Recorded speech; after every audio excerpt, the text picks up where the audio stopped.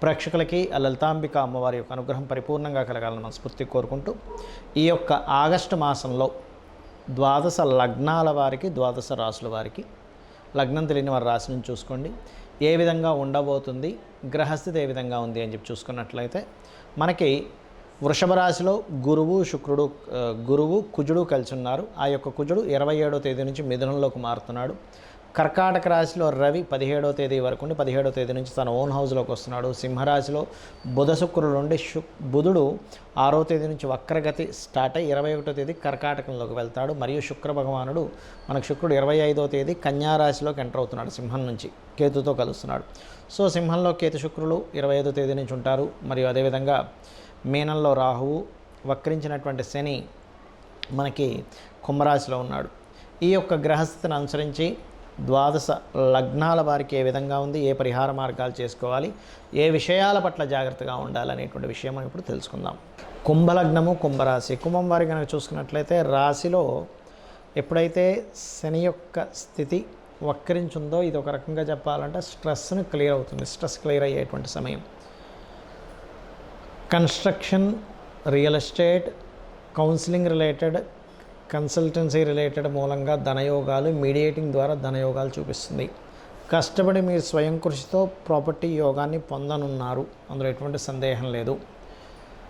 అలాగే ఈ పంచమాధిపతి ఎప్పుడైతే ఈ సప్తమ స్థానంలో ఉంటూ వక్రించాడో 6వ తేదీ నుంచి 21వ తేదీ క్రమంలో 21వ తేదీకి మనకి కర్కాటకంలోకి వచ్చేస్తున్నాడు.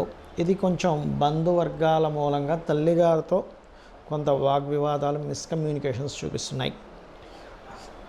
అయితే ఇక్కడ ఉద్యోగ అవకాశాలు ముఖ్యంగా ఈ మాసం మీకు ఎప్పుడైతే రవి కర్కాటక సింహరాశుల్లో సంచరిస్తున్నాడో, 6వ స్థానం అంటే డైలీ లైఫ్ ఉద్యోగ సంబంధించినవి సంచరిస్తున్నాడో, ఇక్కడ ఉద్యోగ అవకాశాలు ముఖ్యంగా కుంభలగ్నం వారి, కుంభరాశి వారికి గవర్నమెంట్ జాబ్స్ కోసం లేదా గవర్నమెంట్ అండర్టేకింగ్ లేదా మెడికల్ రంగాల్లో ఉండేటువంటి వారికి ఆరోగ్యానికి సంబంధించినవి ఏవైతే ఉద్యోగ అవకాశాలు ఉంటాయో, మరియు బ్యాంకింగ్ రంగాలకు సంబంధించినవి, టీచింగ్ రంగాలకు సంబంధించిన ఉద్యోగ అవకాశాలు ఉంటాయో వాటికి సంబంధించిన కోర్సెస్ కానీ, వాటికి సంబంధించిన ఉద్యోగ అవకాశాలు కానీ, ఉద్యోగ ప్రయత్నాలు కానీ సక్సెస్ అయి తీరుతాయి, అందులో ఎటువంటి సందేహం లేదు.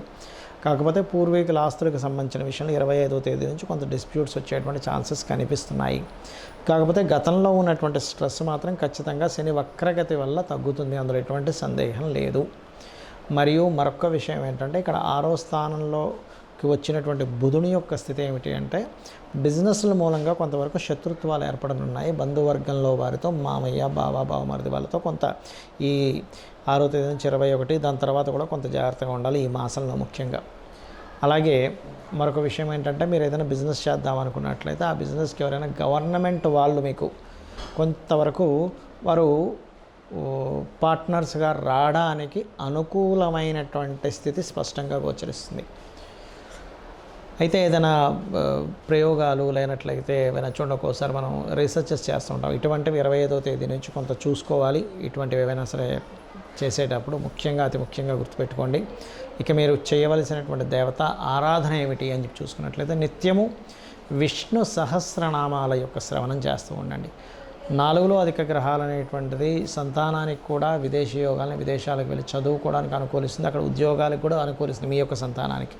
కాకపోతే మీరంతా విష్ణు సహస్రనామాలు చేయడము, పెసలు దానంగా ఇవ్వడము, శుక్ర కేతు కుజగ్రహాల దగ్గర మీరంత శనిగ్రహం దగ్గర మీరంత దీపారాధన చేస్తారో అంత బాగుంటుంది మీకు. మనం గోచార ఫలితాలు చెప్పుకునేటప్పుడు 90% ఆఫ్ పీపుల్కి కరెక్ట్గా జరుగుతున్నట్టు అనిపిస్తూ ఉంటే 5 to 10% ఆఫ్ పీపుల్కి ఏమవుతుందంటే ఇది ఈ వారం ఎందుకో నాకు కనెక్ట్ అవ్వలేదు, ఈ వారం అద్భుతంగా కనెక్ట్ అయిందని అనుకుంటూ ఉంటారు. దీనికి రీజన్ చెప్తాను నేను మీకు, గుర్తుపెట్టుకోండి. ఒకటేంటంటే గోచార ఫలితాలు కాలంలో ఇలా ఉందని చెప్పేది, దీనికంటే ముఖ్యంగా మీ యొక్క జన్మజాతకం. ఎందుకంటే మీకు ఇప్పుడు అద్భుతంగా ధనయోగం వచ్చే యోగం నడుస్తుంది అనుకోండి మీ పర్సనల్ చార్ట్లో, అప్పుడు గోచారంలో ధనయోగం అనేది బాగా సపోర్ట్ చేస్తుంది. మీకు అసలు ధనయోగం నడిచే టైమే నడవట్లేదు, అప్పుడు మీకు గోచారం ఎంత ఇస్తున్నా కూడా ఒక 10,000 రావాల్సిన ప్లేస్లో 5,000 వస్తూ ఉంటుంది. అంటే 50% వర్కౌట్ అవుతుంది ఏంటి అనిపిస్తూ ఉంటుంది. అంటే ఏమిటి, పర్టికులర్గా మీరు తెలుసుకోవాల్సింది మీ పర్సనల్ చార్ట్, మీ యొక్క జన్మజాతకంలో ఏముంది అంటే అసలు మీ లగ్నం ఎలా ఉంది, మీ లగ్న బలం ఎలా ఉంది. లగ్నాన్ని బట్టి మనిషి యొక్క తత్వము, శారీరక తత్వం, మానసిక అంటే శారీరక తత్వం, మనిషి రూపు రంగు, అతను ఎందుకు ఇబ్బంది పడుతున్నాడు, ఏం చేస్తే అతను బయటపడతాడు, ఏం చేస్తే అతను స్ట్రాంగ్ అవుతాడు, ఏం చేస్తే అతను లైఫ్లో ఒక అద్భుతమైన స్టేజ్కి వెళ్తాడు అనేటువంటిది లగ్నం తెలుస్తుంది. అందుకని మీ లగ్నాధిపతి ఎక్కడ ఉన్నాడు, అదేదైనా పాపకత్తిరిలో ఉన్నాడా శుభకత్తిరిలో ఉన్నాడా అని తెలుసుకుంటూ దానికి తగ్గట్టుగా మీరు చిన్న మంత్రం చేసుకుని కూడా మీరు అద్భుతంగా మీరు రాణించవచ్చు. అంతేగాని లగ్నాధిపతి పాడైపోయాడు నా లైఫ్ ఇంతే అనుకోవడానికి లేదు.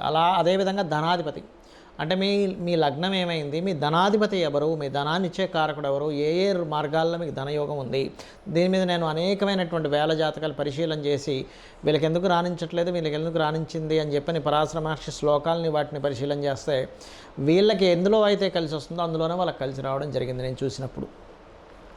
అలాగే ఒక్కొక్కసారి కొంతమంది మీడియేటింగ్ ద్వారా లాభము ఉంటుంది, మీడియేటింగ్ ద్వారా ఇబ్బంది ఉంటుంది. కొంతమందికి ఏదో ఒక మధ్యవర్తిత్వం చేయడం ద్వారా ఈ భూమి చేశానండి అందుకే అద్భుతంగా కలిసి వచ్చింది మాకు, ఆ ఒక్క ల్యాండ్ డీల్ వల్ల నాకు కోటీశ్వరుని అయిపోయాను అంటాడు.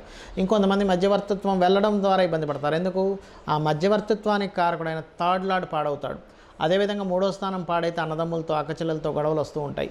దానికి ఏం చేయాలి, కొంతమంది చూడండి ఏదైనా మాట్లాడితే ఆ మాట్లాడిన మాటే వాళ్ళకి నెగిటివ్గా ప్రొజెక్ట్ అవుతూ ఉంటుంది. ఎందుకు అలా అవుతుంది అనేటువంటిది కూడా చూసుకోవాలి. దానికి కారణం ఏమిటి అంటే థర్డ్ లార్డ్ ఎప్పుడైతే పాడయ్యాడో ఇటువంటి ఫలితాలు వస్తుంటాయి. అంటే 3వ స్థానాధిపతి పౌరుషము పరాక్రమము దారిద్ర స్థానంగా చెప్పారు. అదేవిధంగా గృహం, కొంతమంది చూడండి వాస్తుపరంగా ఒక ఇంటికి వెళ్ళాము చాలా అద్భుతంగా కలిసి వచ్చిందండి, మరొక ఇంటికి వెళ్ళాము ఇబ్బంది పడ్డామండి. అంటే ఏమిటి, అక్కడ వాస్తు దోషం ఉండొచ్చు, లేదా ఒక్కొక్కసారి మీకు వాస్తుపరంగా పనికిరాని దిశలో మీరు వెళ్ళి ఉండొచ్చు.